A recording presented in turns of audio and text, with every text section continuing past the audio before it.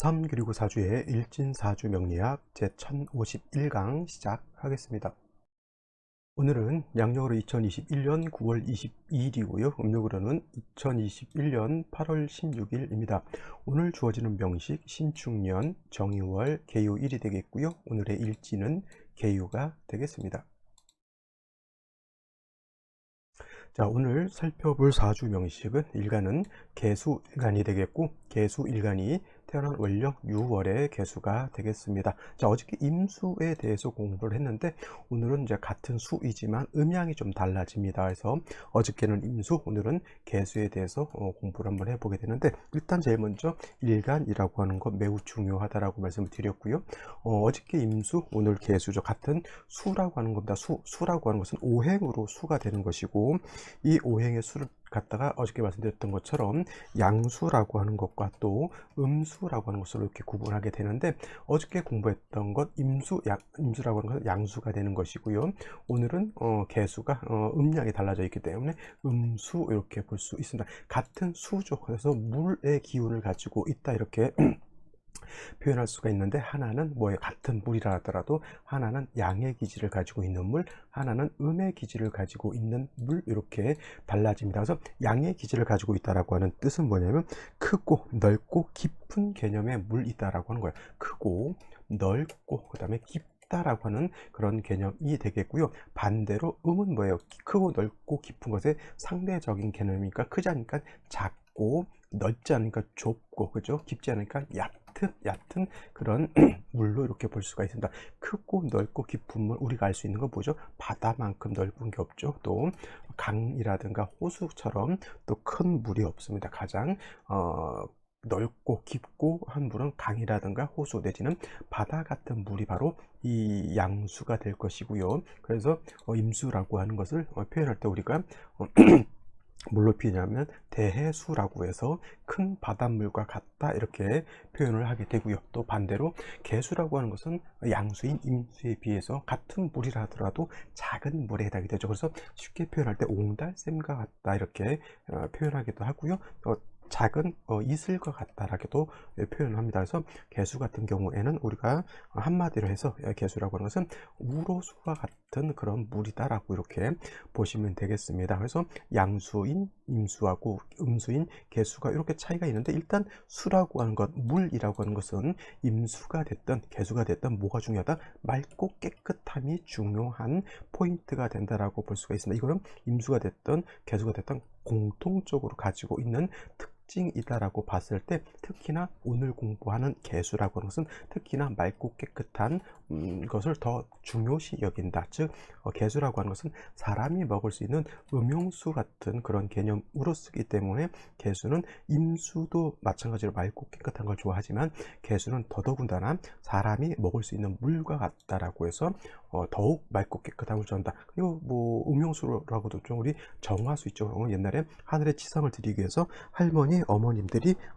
물을 떠다가 이렇게 하늘에서 기도를 드렸던 그러한 정화수 같은 개념이기 때문에 이 개수라고 하는 것은 항상 맑고 깨끗해야 된다. 그래서 임수 같은 경우에는 일간이 왕할 때는 충분한 성질을 가지고 있다. 그래서 큰 파도가 일어나거나 아니면은 큰 쓰나미가 일어나 가지고 엄청난 파괴력을 나타나기 때문에, 임수 같은 경우는 일간이 왕한 경우에는 무토 병화를 치용한다라고 이렇게 보지만은, 개수라고 하는 것은 작은 옹달샘, 작은 이슬 같은 것이기 때문에 개수는 왕하더라도 뭘 하지 않는다?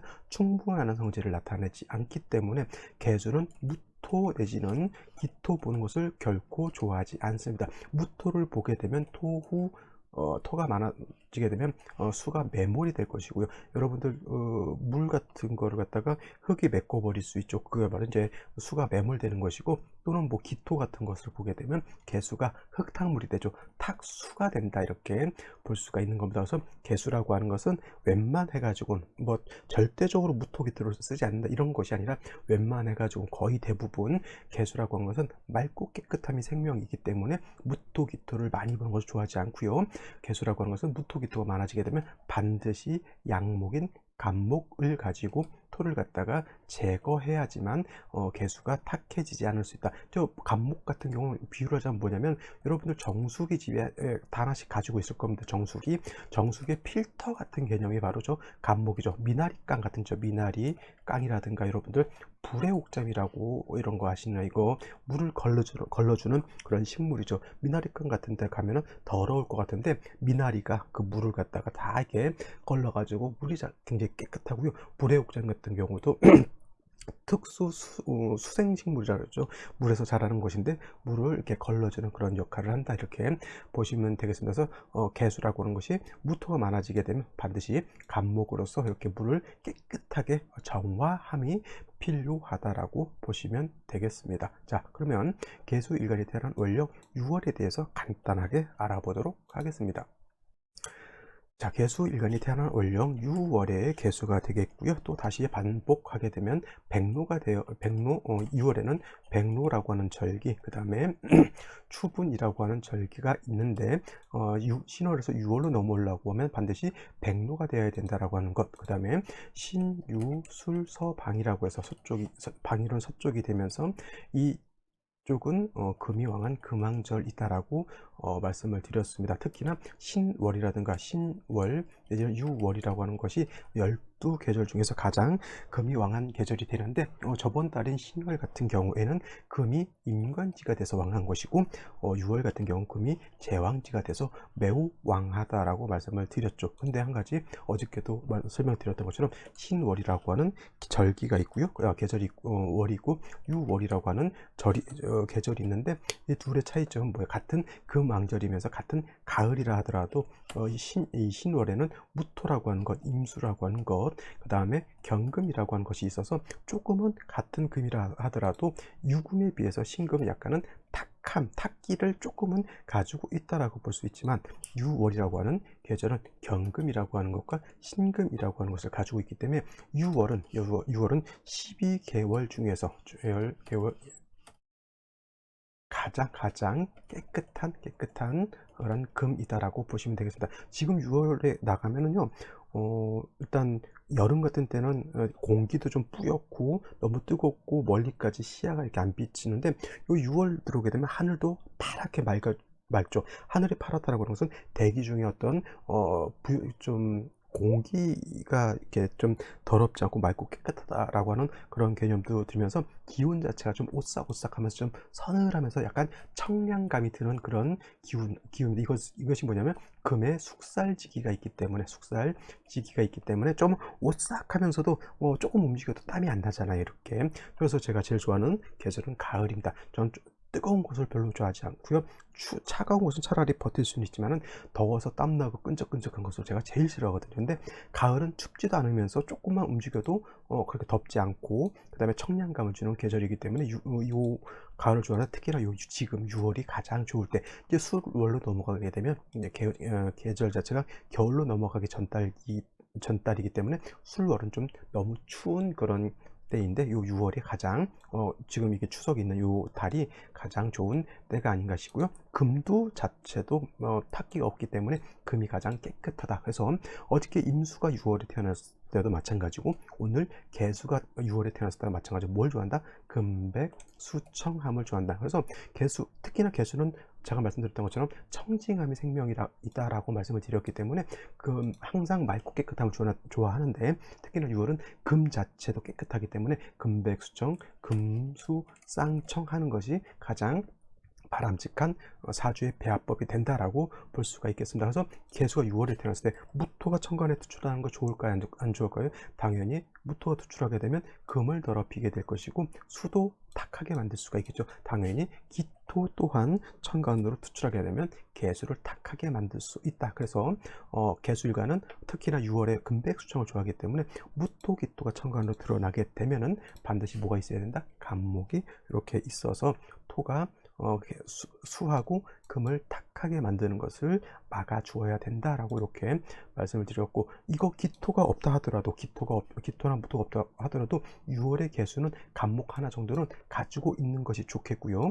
또 6월은 아까 말씀드렸던 것처럼 금이 왕한 계절에 숙살지기 오싹한 그러한 기운이 있기 때문에 6월부터는 조금 조후의 필요성이 있다. 즉 차가운 기운을 갖다가 조금은 따뜻하게 해줄 필요가 있다라고 보기 때문에 역시나 병화라고 하는 것이 이렇게 있게 되면은 병화로서는 차가운 기운을 따뜻하게 해주고, 간목으로서는 개수가 탁해지는 것을 막아주겠죠. 핵심은 뭐 간목 병화도 있지만은 역시나 병화가 있어주게 되면은 수난이라고 하는 물도 따뜻해지고 금도 따뜻해지기 때문에 아주 좋은 국세가 될 수 있다, 이렇게 볼 수가 있는 겁니다. 그래서 6월의 임수 내지는 6월의 개수라고 하는 것은 수난금온, 물도 따뜻하고 금도 따뜻해져야지만 사주의 국세를 이룰 수 있다, 병화라고 하는 것이 필요하다는 얘기고요. 역시나 간목이 있어서 수를 깨끗하게 해주면서 간목이 있게 되면 병화도 이렇게 생조해 주게 되겠죠.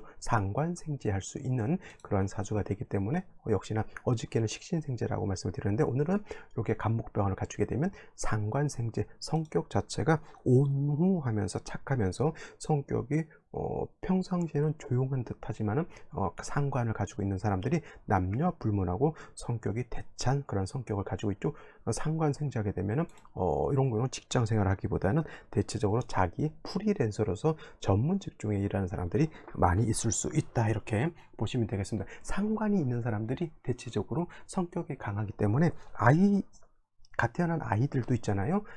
얘네 나름대로 고민과 철학이 있는 아이들이기 때문에 키울 때 조금은 어려움이 있을 수 있습니다. 왜냐하면 애기들이 고집이 세거든요. 그러면 부모님 입장에서 고집 센 애들은 어떻게 합니까? 일단 주워 박는데, 이 일간왕하고 상관 있는 사람들은 애들이라 하더라도 자존심 상하게 하거나 남들이 보는 앞에서 핀잔을 주거나 하게 되면 상처를 크게 받습니다. 아시겠죠? 그래서 이렇게 사주국세가 6월의 개수는 간목병으로서 사주를 배합한다 정도 알아두시고요. 오늘의 명식, 생시 알아보도록 하겠습니다. 자, 오늘의 명식을 다시 한번 살펴보도록 하겠습니다. 오늘 명식, 개수일간이 6월에 태어난 사주 명식이 되겠고요. 개수라고 하는 것, 수 중에서도 음의 기운을 가지고 있는 음수, 이렇게 보고, 원령 유금이라고 하는 것은 금이지만은 양금이 아니라 얘는 음금이 되겠죠. 그죠? 그래서 일간은 음이 되는 것이고, 그 다음에 월지도 음이 되자 음 대 음의 관계가 되겠습니다. 그래서 격국을 살펴보게 될 때, 격국이라고 하는 것, 일간과 월지, 원령과의 관계를 살펴보게 되는데, 대 음이면서 월지에 있는 금이 수를 생하는 관계가 되겠죠. 그래서 금생수 하는데, 일간이 수이기 때문에 개수 입장에서 나를 생해주는 금은 뭐다? 인성이 됐죠. 인성. 근데 대 음이 되기 때문에 얘는 정인이 되지 않고 편인이 된다. 그래서 오늘의 격은 개수가 6월에 태어나게 된 어떤 격국? 편인격이 되는데, 이렇게 연간에 편인 유중에 있는 신금이 이렇게 투출하게 되면 원안적인 편인격이 된다. 어떤 분도 이거를 모왕자세 이렇게 된다라고 보시는 분들도 있지만, 이거는 굳이 모왕자세로 보지 마시고요. 그냥 모왕자상, 일간도 왕하고 인성도 왕하다, 이렇게 보시면 되는데, 다시 금이 많아진다라고 하면 모왕자세로 변해서 오히려 금다수탁이 될 수도 있기 때문에, 금이 다시 많아지는 것은 좋지 못하고, 금다수탁이라고 하는 것은 금이 많아서 수가 탁해진다라고도, 뜻은 수가 탁해진, 탁할 탁자잖아요.